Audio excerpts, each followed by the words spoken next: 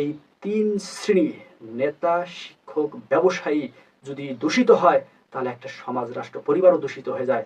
আজ সেটাই হয়েছে আমাদের এই বাংলাদেশে। আসসালামু আলাইকুম।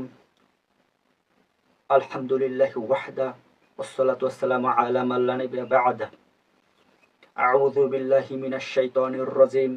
আতিউল্লাহা ওয়া আতিউর রাসূল। বিসমিল্লাহির রহমানির রহিম। ওয়ালা তাকরাবুল ফাওয়াহিশা মা যাহারা মিনহা ওয়া মা বাতান। রব্বি ইশরাহ লি সাদরি ওয়া ইয়াসসির লি আমরি ওয়াহলুল উকদাতাম মিন লিসানি ইয়াফকাহু কাওলি। সুপ্রিয় মুসলিম ভাই বোনেরা, আজ ভারাক্রান্ত মন নিয়ে আপনাদের সম্মুখে উপস্থিত হয়েছি ধর্ষণ নিয়ে কিছু বলার জন্য। সর্বপ্রথম আমরা জেনে নেব ধর্ষণ কাকে বলে।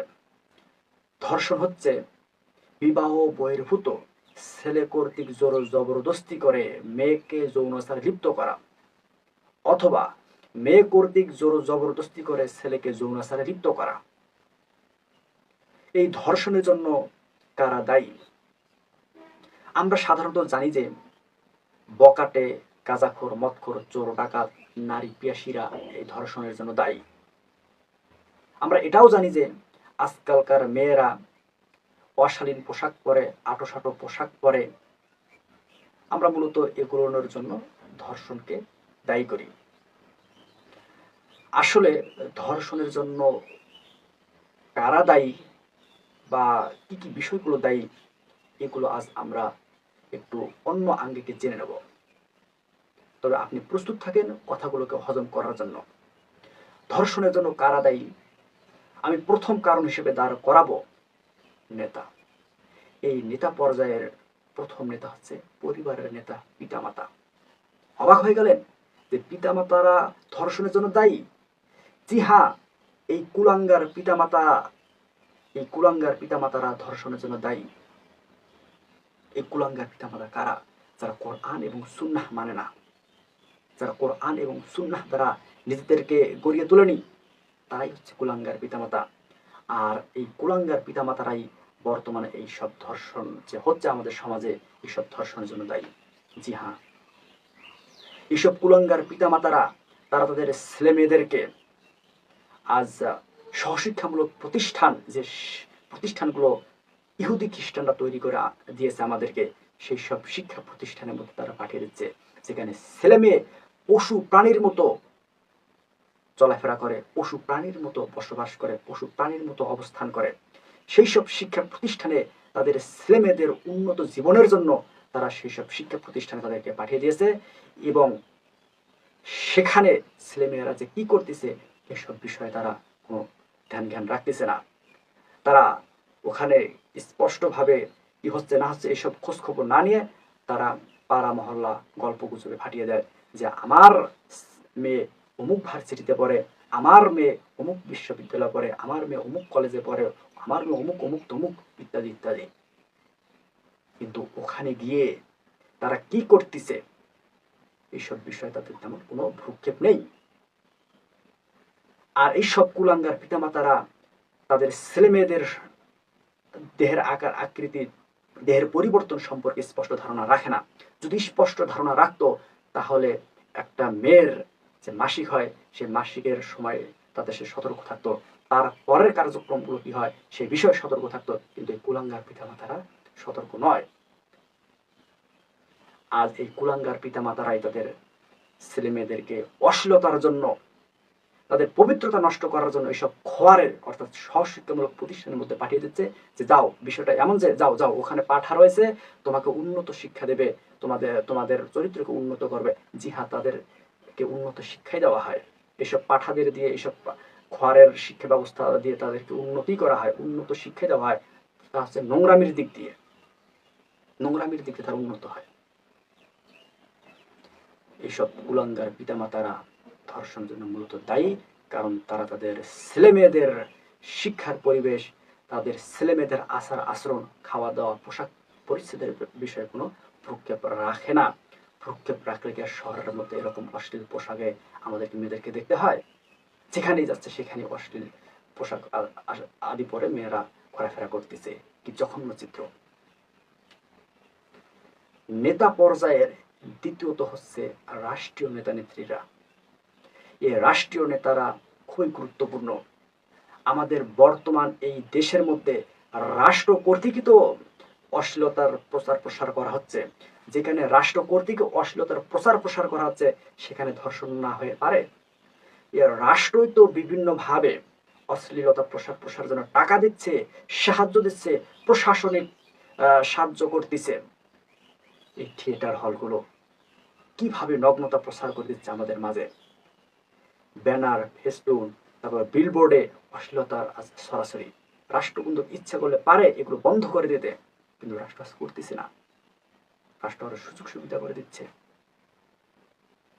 এই রাষ্ট্র নারীবাদ প্রতিষ্ঠার জন্য উঠে পড়ে লেগেছে। জি হ্যাঁ, এই রাষ্ট্রই উঠে পড়ে লেগেছে। আর নারীবাদ তো আপনারা বর্তমানে জানেন কত জঘন্য আকার একটা ধারণ করেছে। তাদের নাকি মাঠ লাগবে, খাট লাগবে, তাদের নাকি রাত দখল করতে হবে, তাদের নাকি চলাফেরার স্বাধীনতা দিতে হবে, তারা চলাফেরা করবে, এতে কেউ তাদের প্রতি যাতে কামুক দৃষ্টিতে না দেখে, তাদেরকে যাতে আক্রমণ না করে, এগুলোর জন্য রাষ্ট্রের কাছে তারা সাহায্য সহযোগিতা চায়। রাষ্ট্র তাদেরকে দিয়ে দিচ্ছে। এগুলো ধর্ষণ হওয়ার জন্য মুখ্য কারণ। আজ আমাদের সোশ্যাল মিডিয়াতে যে অশ্লীলতাগুলো আসতেছে, রাষ্ট্র ইচ্ছা করলেই কিন্তু এগুলো নিয়ন্ত্রণ করতে পারে, যেহেতু এগুলো ব্যবসায়িক একটা বিষয়। আর রাষ্ট্রের ক্ষমতা রয়েছে ব্যবসায়িক বিষয়ে, যতই শত্রু হোক না কেন তাকে নিয়ন্ত্রণ নিয়ে আসা আর আসবেই। কারণ টাকা পয়সা তো সকলেই চায়। আর ওরা তো অমুসলিম, যাদের সোশ্যাল মিডিয়াগুলো আমরা ব্যবহার করতেছি প্রায়গুলো তো অমুসলিম। ওরা তো টাকা পয়সার জন্য পাগল। একটু আলাপ আলোচনা করলেই কিন্তু রাষ্ট্র এগুলো নিয়ন্ত্রণ নিয়ে আসতে পারে, কিন্তু আর নিয়ে আসতেছে না। দুঃখজনক চিত্র। কাজেই এই ধর্ষণের জন্য এসব রাষ্ট্রনায়করাও দায়ী। প্রথম তো গেল নেতা। দ্বিতীয় যে কারণ, যে কারণের জন্য আজ এই সমাজের মধ্যে ধর্ষণ হচ্ছে, তা হচ্ছে শিক্ষক শ্রেণী। এইসব সহশিক্ষামূলক প্রতিষ্ঠানের শিক্ষক শিক্ষিকারা এইসব ধর্ষণের জন্য দায়ী।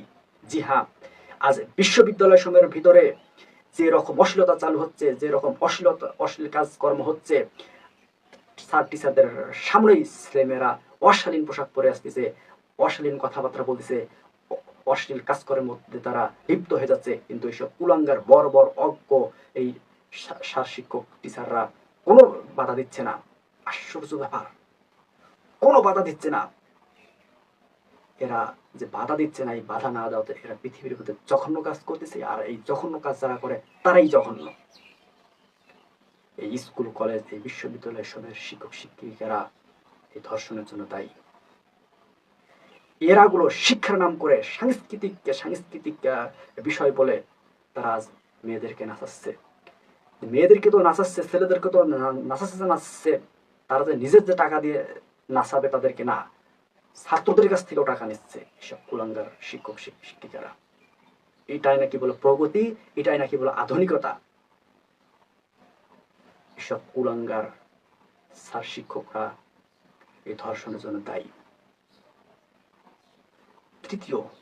তৃতীয় শ্রেণীর যে তারা আছে ব্যবসায়ী।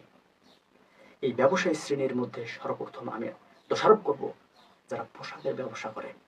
এইসব পোশাকের ব্যবসায়ীরা আজ পাতলা, আজ শর্ট, আজ বিভিন্ন কামুক ভাবা সৃষ্টি করে এইসব পোশাক আদি তারা আজ বেচা কেনা করতেছে। তারা ইচ্ছে করলে এসবের দোকান বন্ধ করে দিতে পারে। আর এইসব ব্যবসায়ীরা বলে যে পাবলিক চাষ আমরা কি করবো, পাবলিক চাষ মানে আপনি দেবেন, সেই জন্য আপনি মন্দ কাজে সাহায্য করবেন, অশ্লীল কাজ আপনি সাহায্য করবেন, আপনি তো এই ধর্ষণের পথকে আপনি সহজ করে দিচ্ছেন। এইসব কুলাঙ্গার ব্যবসায়ীরাও এই ধর্ষণের জন্য দায়ী। জি হ্যাঁ, আজ রেস্টুরেন্টের ব্যবসা যারা করে, এই রেস্টুরেন্টের ব্যবসা যারা করে তারা তো আজ খুপড়ি তৈরি করে দিচ্ছে। এখানে সেখানে গিয়ে যুবক যুবতীরা নির্দ্বিধায় পশু প্রাণীর মতো অশ্লীলতার মধ্যে লিপ্ত হয়ে যাচ্ছে, অথচ এই ব্যবসায়ীরা কোনো বাধা দিচ্ছে না। পার্কের ব্যবসা, এই পার্কের ব্যবসায়ীরা এইসব ছেলে মেয়েদেরকে অশ্লীলতার জন্য সুযোগ সুবিধা করে দিচ্ছে। সেখানে গিয়ে কেউ যদি বাধা দেয় তাহলে ব্যবসায়ীরাই চড়া হয়, বলে যে এটা আমার জায়গা, আমার কিছু, আমি ট্যাক্স দিই, আমি ব্যবসা করি, আপনার গায়ে গিয়ে কি তারা কি অশ্লীলতা করছে নাকি? এইসব ব্যবসায়ীরাই অশ্লীলতার পক্ষ হয়ে যারা বাধা দেয় অশ্লীলতাকে, তাদের বিরুদ্ধে গিয়ে যুক্তিতর্ক করে, তাদের বিরুদ্ধে গিয়ে উঠে পড়ে লেগে যায়। মূলত এই তিন শ্রেণী নেতা, শিক্ষক, ব্যবসায়ী যদি দূষিত হয় তাহলে একটা সমাজ, রাষ্ট্র, পরিবারও দূষিত হয়ে যায়। আজ সেটাই হয়েছে আমাদের এই বাংলাদেশে। মূলত এই তিন শ্রেণী খুবই গুরুত্বপূর্ণ। এই কথা বলবো না যে সব নেতাই খারাপ, এ কথা বলবো না যে সব শিক্ষকরাই খারাপ, এ কথা বলবো না যে সব ব্যবসায়ীরাই খারাপ। তবে আলহামদুলিল্লাহ এদের মাঝেও কিছু কিছু ব্যবসায়ী, শিক্ষক, নেতা ভালো রয়েছে, তবে তাদের পরিমাণটা খুবই কম। তাদের যুক্তি তর্ক, তাদের সাহসিকতা এইসব দূষিত নেতা, ব্যবসায়ী, শিক্ষকদের কাছে ধোপে টেকে না। তবে আমরা সদা সর্বদা চেষ্টা করব এগুলোকে দমিয়ে রাখার। ধর্ষণ কেন হয় এই বিষয়টি খুবই গুরুত্বপূর্ণ। আমরা জানি যে প্রত্যেকটা বিষয়বস্তুর নিয়ম শৃঙ্খলা রয়েছে, তারা সেই নিয়ম শৃঙ্খলার মধ্যেই পরিচালিত হয়। কিন্তু আমাদের মাঝে কিছু কিছু কুলাঙ্গার নারী পুরুষ রয়েছে, আর এটারই প্রচার প্রসারটা একটু জোর গলায় আজ করা হচ্ছে। ওই মানুষ তার ইচ্ছা মতো চলবে, তার যেটা ভালো লাগবে সে সেটাই করবে, সেটাই পালন করবে, সে অনুযায়ী সে চলাফেরা করবে। অথচ এইসব কুলাঙ্গার মানুষরা জানে না যে আমি আমার নিজ সম্পর্কে কতটুকু জানি। এই যে আমার যে একটা যে পশম যে রয়েছে, এই পশম সম্পর্কে আমি কতটুকু জানি এই পশমটার দৈর্ঘ্য কত, প্রস্থ কত, ব্যাস কত, ব্যাসার্ধ কত, কতটুকু খাদ্য গ্রহণ করে, কখন ঘুমায়, কখন কি করে, এগুলো আমি কতটুকু জানি। যেখানে আমরা নিজ সম্পর্কে জানতেছি না, সেখানে আমরা বাহিরে গিয়ে চলাফেরা করব, কোনটি বাহিরের কোন জিনিসটা আমাদের জন্য ভালো হবে, কোনটা মন্দ হবে, এগুলো আমরা কিভাবে জানবো? আর কে বা কতক্ষণ বিজ্ঞান নিয়ে, তারপর যুক্তি তর্ক নিয়ে চলাফেরা করবে? খেতে তো হবে, কাজকর্ম তো করতে হবে। কিন্তু এক শ্রেণী আমাদের এই দুর্বলতাকে স্বীকার না করে তাদের ইচ্ছা মতো চলাফেরা করতে চায়। আর এই ইচ্ছা মতো চলাফেরা করাতে তারা এক শ্রেণী রয়েছে, এটাকে লুফে নিয়ে তারা এদের মাধ্যমে অশ্লীলতা চালু করে দেয়। এটাকেই তারা সেরা ভাবতেছে। জি না, এটা সেরা নয়, এটা বন্যতা। আমাদেরকে কোরআন এবং সুন্নাহ মানতে হবে। কোরআন এবং সুন্নাহ না মানলে আপনি ধর্ষণের শিকার হবেন। আতিউল্লাহ ও আতিউর রাসূল, আল্লাহ তাআলার আনুগত্য করতে হবে, মুহাম্মদ সাল্লাল্লাহু আলাইহি সাল্লামের আনুগত্য করতে হবে। আল্লাহ তাআলা এবং মুহাম্মদ সাল্লাল্লাহু আলাইহি সাল্লামের আনুগত্য করলে আমাদের মাঝে আজ ধর্ষণ, খুন খারাপি, রাহাজানি এগুলো বন্ধ হবে। জি হ্যাঁ। আর ইসলাম মহাসত্য, কোরআন মহাসত্য, মুহাম্মদ সাল্লাল্লাহু আলাইহি সাল্লামের দ্বীন মহাসত্য। এগুলো আমাদের জীবনে, আর আপনি যখন এগুলো নিয়ে পড়াশোনা করবেন তখন বুঝতে পারবেন যে এগুলো আমাদের জন্য কতটা উপকারী। জি হ্যাঁ, এগুলো আমাদের জন্য কতটা উপকারী। আমরা আজ এগুলো থেকে বিমুখ হয়ে গেছি, যার কারণে আজ আমরা মহাসত্যকে উপলব্ধি করতে পারতেছি না। কাজেই কোরআন এবং সুন্নাহ মানতে হবে। কোরআন সুন্নাহ মানলে ধর্ষণ কমবে, অশ্লীলতা কমবে। আর কোরআন সুন্নাহ আমাদের জীবনে, এটা আমাদের জীবনের সঙ্গে এটা মানানসই। এটা আমাদের উপর জুলুম না, এটা আমাদের জীবনের সঙ্গে মানানসই। এটা সুন্দর সাবলীল নিয়ম শৃঙ্খলা, এগুলোকে আমাদের মানতে হবে। আর কোরআন সুন্নাহ যদি আপনি না মানেন, তাহলে আপনি ধর্ষণের শিকার হবেন, এ কথা আপনি লিখে রাখিয়েন। ধর্ষণের শাস্তি আমাদের দেশে কেন হচ্ছে না? ভাই, আমি আমার ইতিপূর্বে অনেক কয়েকটা বক্তব্যে আমি বলেছি যে ধর্ষণ গণতন্ত্র, আমি গণতন্ত্রকে অনেক বিষয়ে দায়ী করেছি। ধর্ষণের শাস্তি কেন হচ্ছে না? এই গণতন্ত্র তার মধ্যে একটা কারণ। গণতন্ত্র চায় যে বেশি বেশি কথা বলার উৎস সৃষ্টি হোক। বেশি বেশি কথা বলার উৎস সৃষ্টি হলে তখন টকশো বলেন, মাঠঘাট বলেন, বিভিন্ন নেতা নেত্রীর আবির্ভাব হবে, বিভিন্ন জনের আবির্ভাব হবে, তারা এসে এইসব বিষয়ে কথাবার্তা বলবে। আর আমাদের ব্যক্তিগত জীবনে এই যে জোর জবরদস্তি করে ধর্ষণ ইত্যাদি, খুন খারাপি, এগুলো কিন্তু খুব টানে যে অমুকের হলো, না জানি আমার কি হয়। সেই জন্য আমরা এগুলো আবার কিন্তু মনোযোগ সহকারে শুনি, দেখি। আর এগুলো নিয়ে দেখবেন আপনি ইউটিউব ফেসবুকের মধ্যে ভিউ বেশি, তারপর এগুলো নিয়ে বেশি কথাবার্তা বলা বলি। কারণ সবারই তো মা বোন রয়েছে, সবাই তো সতর্ক থাকতে চায়। আর গণতন্ত্র চায় যে কথা বলার বেশি বেশি উৎস সৃষ্টি হোক। তার সেই জন্য বেশি বেশি উৎস সৃষ্টির জন্য উপকরণ লাগবে। আর ধর্ষণ, খুন খারাপি, অশ্লীলতা হচ্ছে সেসব উৎস সময়ের মধ্যে প্রধানতম একটা উৎস। জি হ্যাঁ। দ্বিতীয় কারণ, যখন ধর্ষণের শাস্তি দেওয়া হবে তখন বলা হবে এরা তো সেই মধ্যযুগের বড় বড় আইন কি এখনো চলে? যদি কেউ ধর্ষিত হয় তাহলে আমরা বিজ্ঞান ও প্রযুক্তির মাধ্যমে বিচার বিশ্লেষণ করব, তার চিকিৎসার ব্যবস্থা দিয়ে করবো, এতে বিজ্ঞানের খবরদারিত্ব হবে, ইত্যাদি ইত্যাদি এরকম যুক্তি পোষণ করা হয়। আর ধর্ষণের শাস্তি দিলে ইসলাম তো সবচাইতে ধর্ষণের স্পষ্ট শাস্তির কথা বলে দিয়েছেন, মৃত্যু। যারা ধর্ষণ করে ধর্ষক, সেই ধর্ষকের শাস্তির কথা ইসলাম স্পষ্ট বলে দিয়েছেন, ডাইরেক্ট মৃত্যু। যখন আপনি মৃত্যু দেবেন তখন বলা হবে যে ইসলামের আইন বাস্তবায়ন হচ্ছে। এক শ্রেণী তখন এটা মেনে নিতে পারবে না, কারা? ইহুদি, খ্রিস্টান, মুশরিক, এটা তারা মানতে পারবে না। তারা চায় যে আমাদের মুসলিম সমাজে বেশি বেশি এসব বিষয়াদি ছড়িয়ে পড়ুক, তারা এসে এখানে নাক গলাবে, তারা এসে তাদের মন গড়া বিচার বিশ্লেষণ করবে। আর এইসব কারণে আর আমাদের দেশে এই ধর্ষণের শাস্তি বা ধর্ষকদের শাস্তি দেওয়া হচ্ছে না। ধর্ষণ বন্ধের উপায়, ধর্ষণ, অশ্লীলতা, এসব বন্ধের উপায় আল্লাহ তাআলা স্পষ্ট বলে দিয়েছেন। মুহাম্মদ সাল্লাল্লাহু আলাইহি সাল্লামের হাদিসে স্পষ্ট রয়েছে। আল্লাহ তাআলা সূরা আনআম আয়াত 151 এখানে বলেন, ওয়ালা তাকরাবুল ফাওয়াহিশা মা যাহারা মিনহা ওয়া মা বাতান, প্রকাশ্যে হোক কিংবা অপ্রকাশ্যে হোক অশ্লীলতার নিকটবর্তীও হয় না। আল্লাহ তাআলা এগুলো নিষেধ করেছেন। যেখানে আল্লাহ তাআলা প্রকাশ্যে অপ্রকাশ্যে অশ্লীলতার নিকটবর্তী হতে নিষেধ করেছেন, সেখানে তো আজ আমাদের দেশে এই সব সহশিক্ষামূলক প্রতিষ্ঠানে, রাস্তাঘাটে রাষ্ট্রীয়ভাবে স্পষ্ট অশ্লীলতা প্রসার করা হচ্ছে। সেখানে আপনি কিভাবে ধর্ষণ বন্ধের জন্য আপনি তাগিদ দেন? কিভাবে? এটা অসম্ভব। আমরা চাই যে এই সব সহশিক্ষামূলক প্রতিষ্ঠানের পথপন্থাগুলো বন্ধ হোক, রাষ্ট্রীয় পথপন্থাগুলো বন্ধ হোক, তখনই না ধর্ষণ বন্ধ হবে। আমাদের পিতামাতারা তারা সতর্ক হোক, তখনই ধর্ষণ বন্ধ হবে।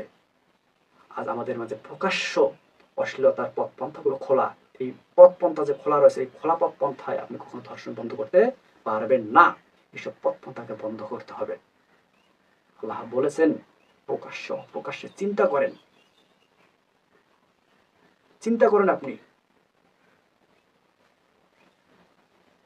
রাসূল সাল্লাল্লাহু আলাইহি ওয়াসাল্লাম বলেছেন, কোন নির্লজ্জতা, অশ্লীলতা কোন জিনিসে থাকলে তা তার কদর্যতা বাড়িয়ে দেয়। আজ আমরা দেখতেছি পেপার পত্রিকায়, রাস্তাঘাটে, খেলাধুলার মাঠে এসব বই পুস্তকে অশ্লীলতা। তাহলে এইসব অশ্লীলতা তো কদর্যতা বাড়িয়ে দিবেই। জি হ্যাঁ, দিবেই।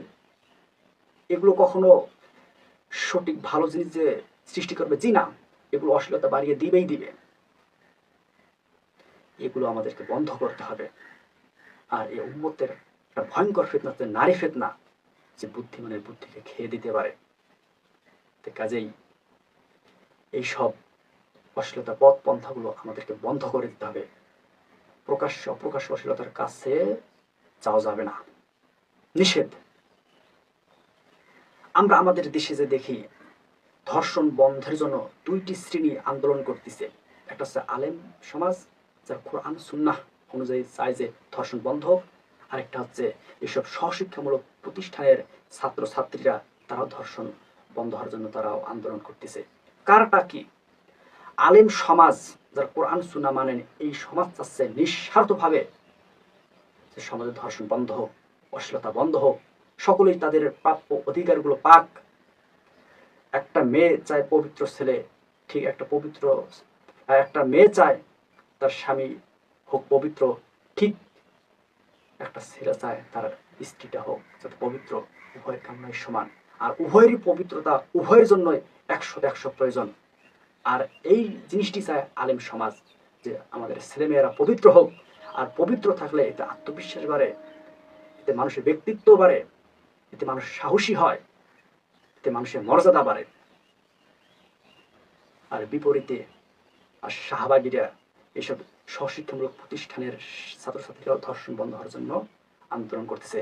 তাদের ধর্ষণ বন্ধ হোক, এটা ঠিক, কিন্তু এইসব ইউনিভার্সিটির শাহবাগীরা যে ধর্ষণ বন্ধ হয়, তারা কয় ধর্ষণটা বন্ধ হোক, কিন্তু তারা তাদের মন মতো চলাফেরা করবে।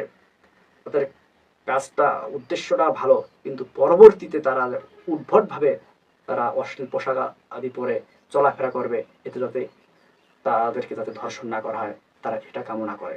কিন্তু এটা তো কাম্য নয়, এটা তো সঠিক বিষয় নয়।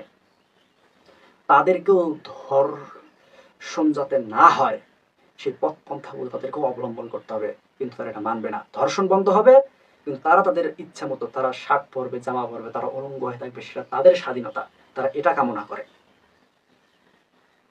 কিন্তু এটা তো ঠিক নয়।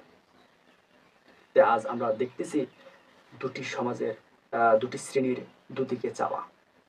আমরা অবশ্যই যারা কোরআন সুন্নাহ অনুযায়ী ধর্ষণ বন্ধ হওয়ার জন্য পক্ষপাতী, আমরা তাদের পক্ষ অবলম্বন করব। এতে আমরা উপকৃত হব, আমাদের সন্তানরা পবিত্র থাকবে। সুপ্রিয় মুসলিম ভাই বোনেরা, আল্লাহ তাআলা আমাদেরকে বুঝার ও আমল করার তৌফিক দান করুন। সদা সর্বদা আমরা ধর্ষণের বিরুদ্ধে যাতে ব্যবস্থা নিতে পারি, ধর্ষকদেরকে যাতে কোরআন সুন্নাহ অনুযায়ী শাস্তি দিতে পারি, সেজন্য আমরা যাতে সদা সর্বদা সতর্ক হতে পারি, আর সদা সর্বদা আমাদের জীবনে পবিত্র কোরআন এবং সহিহ সুন্নাহ মানতে হবে। এর দ্বারাই সম্ভব ধর্ষণ বন্ধ হওয়া, অশ্লীলতা বন্ধ হওয়া। তাছাড়া পৃথিবীর কোন পথ পন্থাই ধর্ষণ অশ্লীলতা বন্ধ হবে না, এ কথাই ঠিক। আল্লাহ তাআলা আমাদেরকে বোঝার ও আমল করার তৌফিক দান করুন। সুবহানাকাল্লাহুম্মা ওয়া বিহামদিক, আশহাদু আল্লা ইলাহা ইল্লা আনতা, আস্তাগফিরুকা ওয়া আতুবু ইলাইক।